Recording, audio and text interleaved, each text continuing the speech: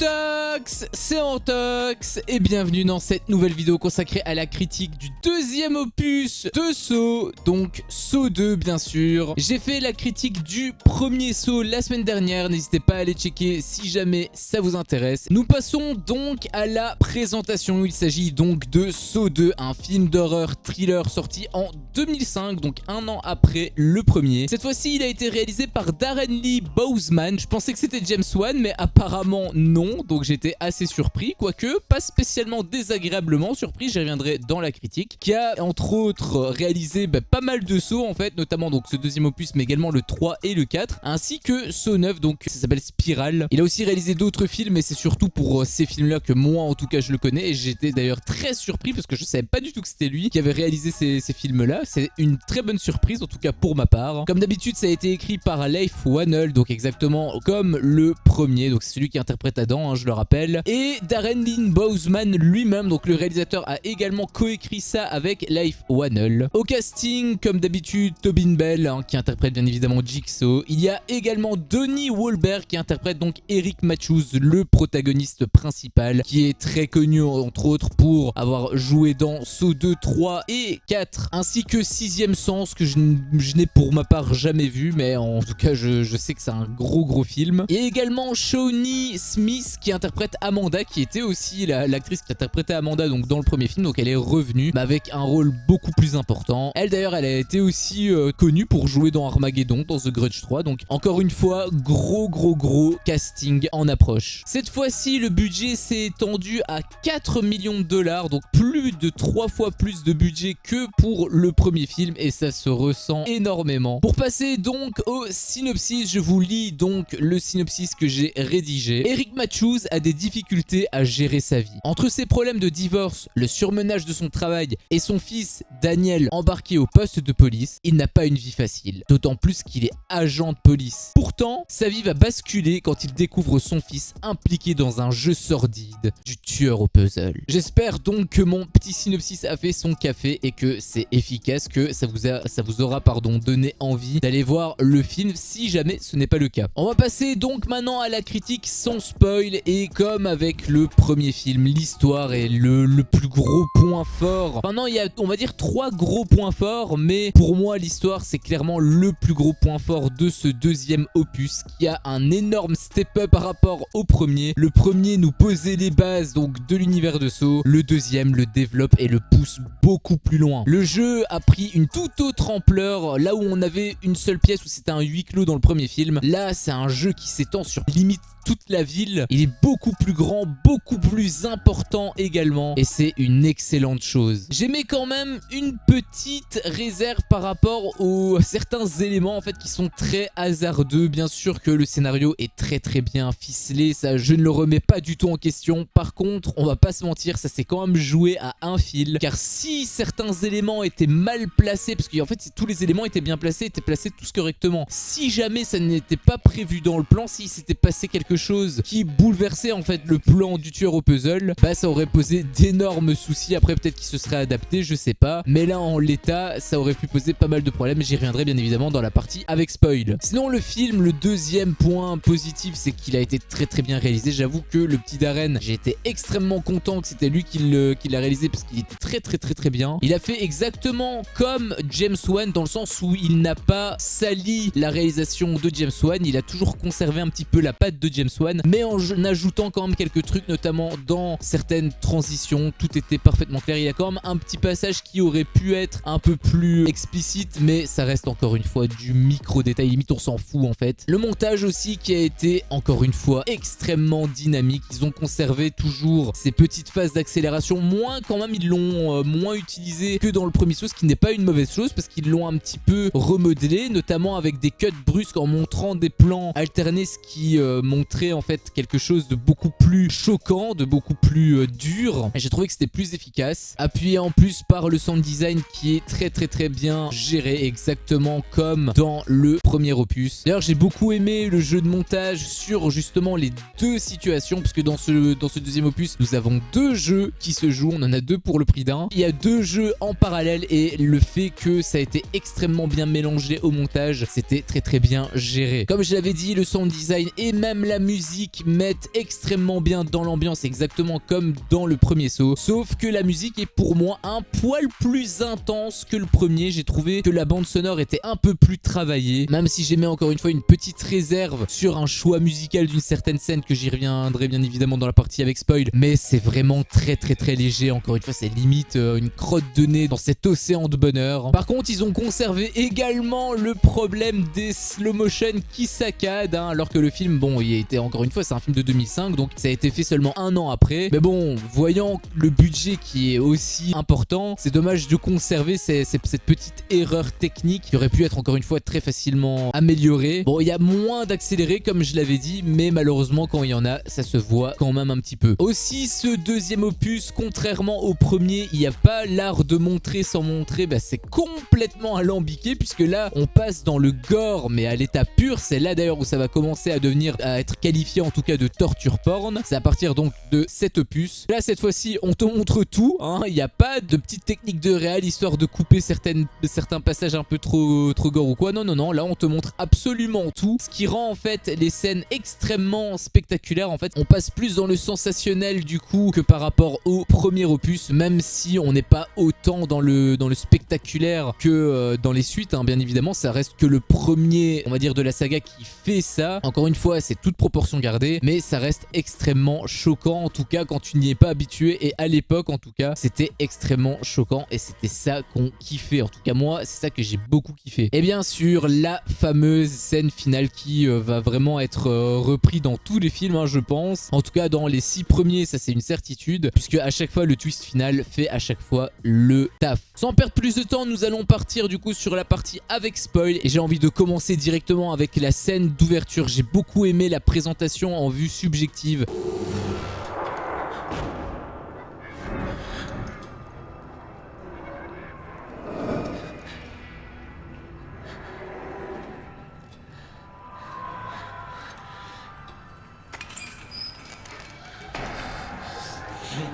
C'est pour ça d'ailleurs que je parlais de la réalisation de Darren, qui a pas mal de choses qui propose, qui est très intéressant. Un petit truc tout bête, c'est les titres en fait qui sont montrés, et tu as le titre en fait qui est un petit peu tourné avec du flou, etc. Ça montre justement la folie complète de ce film. Pareil par exemple avec les transitions, quand on voyait justement Matthews qui sortait de chez lui et qui rentrait dans le couloir directement du bureau. C'était très bien réalisé, et ce sont ces petites choses en fait qui t'apportent quelque chose en plus à ce que James Wan a fait. C'est bien évidemment, je veux pas dire que James Wan a fait n'importe quoi, bien sûr que non. Il a lui-même apporté énormément de choses, mais malgré le fait que James Wan ait apporté beaucoup de choses, bah, ce réalisateur aussi apporte d'autres choses, ce qui gonfle encore plus la qualité de réalisation. Au lieu de faire un simple copier-coller, je trouve que c'est beaucoup plus intéressant de conserver les bonnes choses que le premier réalisateur a fait, et en plus d'apporter de nouvelles choses. Je trouve ça très intéressant. Il a conservé également le petit étalonnage vert sur les scènes de crime. Encore une fois, l'étalonnage vert, c'est pour retranscrire la folie bien évidemment de la scène, et surtout le côté malsain de la chose. Forcément quand tu es dans une scène de crime, c'est pas forcément tout rose, tout violet, hein, surtout quand tu as un cadavre en plein milieu. Alors un petit point négatif quand même, c'est que à un moment donné on voit donc ces deux agents trois agents du SWAT qui sont en train de perquisitionner les lieux, on va dire, et ils rentrent en fait dans une cage qui est en fait une cage électrifiée, mais ils le savent pas encore. Il y a un escalier, donc il en a un, le premier il monte les escaliers, et deux autres qui sont un petit peu en retrait. Au final c'était un piège, le mec qui était sur les escaliers il s'est un peu fait défoncer les jambes, donc forcément il hurle à la mort, il tombe en renverse. Il se fait réceptionner par les deux agents du SWAT, et les deux agents du SWAT, avec le poids de leur coéquipier, percutent la cage, sauf que la cage, encore une fois, elle est électrifiée, donc ils se font complètement électrocuter.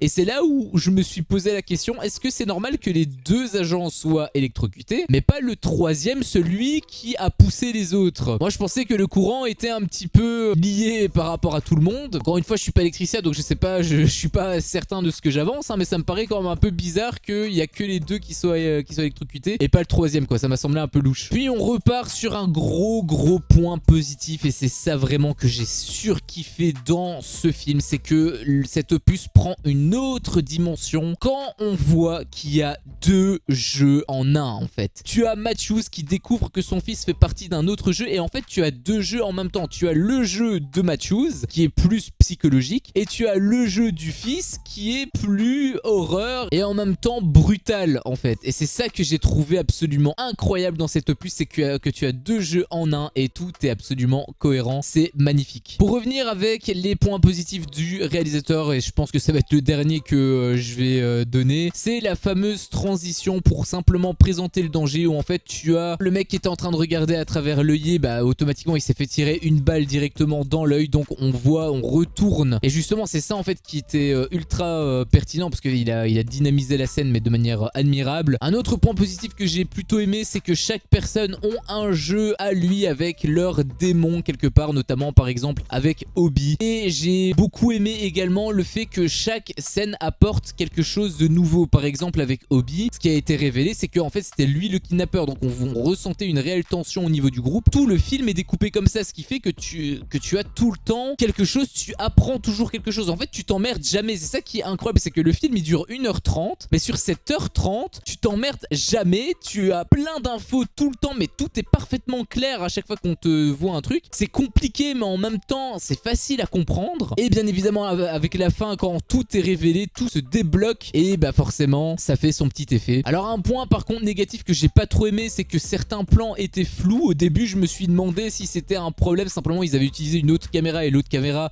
était de moins bonne qualité, mais je pense pas, puisqu'il y a un passage où on voyait donc John Kramer, le fameux tueur au puzzle, Jigsaw pour les intimes, il est à l'hôpital, et en se levant donc il se rapproche de la caméra, et on voit que la qualité elle est de meilleure, bah justement elle est de meilleure qualité. En fait je pense que c'est simplement un problème de mise au point, mais je trouve ça vraiment dommage. Un autre passage aussi que j'ai pas trop aimé, malheureusement c'est la signature on va dire de ce réalisateur là, parce que James Wan il le faisait pas, en tout cas dans le premier Saw. Maintenant forcément avec les Conjuring et les Insidious, lui il a donné carte blanche à tout, hein, et c'est le genre de truc que je supporte pas d'ailleurs, en tout cas quand ce n'est pas justifié comme là. C'est les fameux jumpscares inutiles. J'aime beaucoup les jumpscares, c'est ça qui te donne un petit peu la sensation de peur, etc. Même si c'est pas une peur psychologique, si c'est une peur psychologique, mais c'est une peur temporaire surtout. Mais par contre ce que je ne supporte pas, c'est quand tu as des jumpscares qui sont complètement inutiles. Par exemple tu as un jumpscare où tu as simplement Jonas, donc le Black, qui arrive hors champ, et t'as un jumpscare.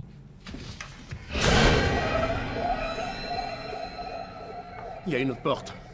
C'est un jumpscare qui marche uniquement pour nous, puisque eux, bah en fait ils le voient, en fait il est pas sorti de derrière le couloir ou quoi, non en fait il était juste arrivé à côté. Bon alors le personnage qui est donc le personnage d'Amanda a eu peur en effet, et du coup on est un peu dans le même mood qu'elle, mais j'ai trouvé ça un petit peu gratuit, et j'avoue que j'ai pas trop apprécié ce truc là. Par contre pour revenir sur les points positifs, ce que j'aime beaucoup également c'est le traitement des personnages qui sont très bien développés, un peu au même titre que dans le premier film, mais là c'est encore une fois une étape au-dessus, puisque tu as beaucoup plus de personnages. Alors ils sont pas forcément tous égaux, hein. Il y a certains personnages, parfois c'est juste une petite ligne de dialogue ou quoi, notamment par exemple avec le Black, hein, Jonas donc. Quelle que soit la situation où tu te trouves, faut toujours que tu te débrouilles pour te trouver un ennemi. J'ai des tas d'ennemis moi, mais ils sont de l'autre côté de cette putain de mur, et ils sont après moi. S'ils me trouvent pas, ils s'en prendront à tous ceux qui me sont proches. Ma famille. Avec sa famille, j'ai trouvé ça très touchant. Aussi, par exemple, avec Matthews, où on découvre en fait que c'est un flic pourri, alors que c'est censé être le héros de notre film. On avait beaucoup d'attaches pour lui, et au final, on découvre un petit peu la face cachée de l'iceberg. Et là, on commence un petit peu à relativiser, même si bien sûr, on a quand même envie qu'il récupère son fils sain et sauf. Bah oui, le traitement des personnages a été très bien pensé. C'est pertinent de mettre ça, puisque tu as quand même quelque chose qui te raccroche au personnage et pour qui qui tu te dis ok, j'ai pas envie qu'il meure en fait. Par contre un truc qui était un peu moins bien fait, c'est que j'ai parlé du traitement des personnages, mais c'est un peu stupide quand tu vois en fait que les personnages en fait ils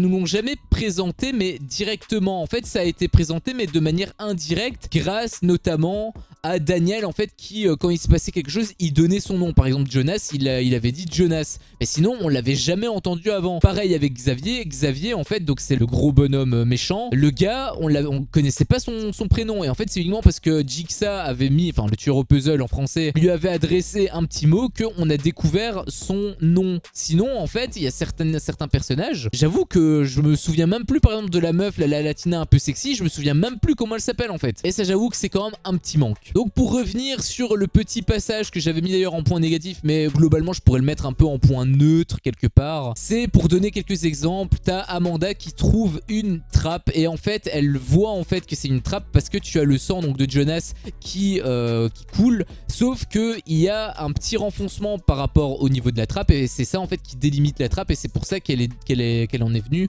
à cette déduction. Bon, t'as vu le film, tu sais très bien qu'elle fait partie du plan, mais pour avoir ça à l'image, il fallait que Jonas ait son sang, enfin peut-être pas Jonas, mais il fallait qu'il y ait quelque chose, du sang notamment, qui soit à côté. Pareil avec la trappe qui était fermée à clé, c'était Jonas comme par hasard qui était dans la pièce avec eux parce qu'il se faisait pourchasser par le gros bonhomme là, Xavier. Le mec il avait une soif de sang énorme, il avait envie de tuer tout le monde. Du coup eux ils essayaient de sortir de cette pièce et heureusement que c'est Jonas qui avait la clé parce que sinon il serait mort en fait tout bêtement. Et si Daniel était, c'est là où je voulais en venir, si Daniel était mort dans le jeu, l'autre jeu, le jeu de Matthews n'aurait plus aucun sens puisque du coup il aurait pas pu avoir cette morale là avec le fait qu'il fallait se montrer patient etc et qu'en fait son fils était en sécurité depuis le début parce que là il était mort, il aurait été mort depuis le début. Donc c'est pour ça que je me dis heureusement que le hasard fait très bien les choses, que tout s'est bien mis, parce que s'il y avait des petits passages qui avaient foutu en l'air le plan de base, ça aurait posé problème pour la suite. Ce que j'avais dit donc avec la musique, c'était le fait que la musique de la révélation finale, bien sûr le thème culte de tous les films, il a été placé dans la partie révélation, ça encore heureux, sauf qu'il a aussi été placé avant la révélation.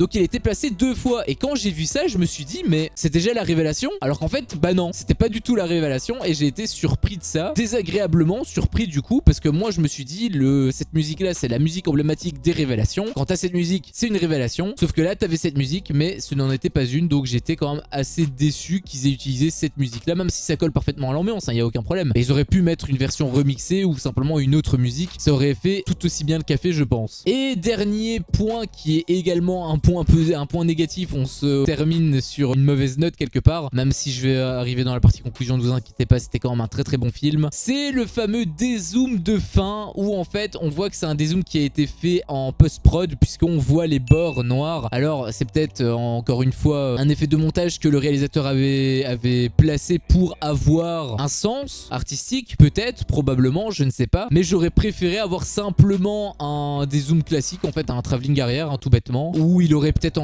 utilisé un encadrement de porte ou quelque chose pour refermer le film. Je trouve que ça aurait été plus pertinent parce que là du coup ça fait un peu cheap en fait. C'est surtout ça que je reproche, c'est que cette petite partie là fait un petit peu cheap. Encore une fois c'est vraiment une crotte de nez dans l'océan de bonheur, mais je tenais quand même à le souligner. Donc voici mon avis sur ce film. Clairement ce deuxième opus est mon film préféré. Le premier exposait les bases, le second pousse le concept encore plus loin, le scénario qui est plus complexe, qui est plus intéressant, accompagné d'un jeu qui est de plus grande ampleur, qui a plus d'importance également. On n'est plus du tout en huis clos, on rentre vraiment dans une nouvelle dimension. En plus, le fait qu'il y a 2 jeux en simultané, c'est extrêmement bien vu. Tu peux faire plein de choses en plus de manière scénaristique avec, et ils l'ont admirablement fait. Le retournement de situation finale, en plus de surprendre, assemble toutes les pièces du puzzle, ce qui démontre une efficacité encore plus poussée. Et le tout appuyé en plus par le côté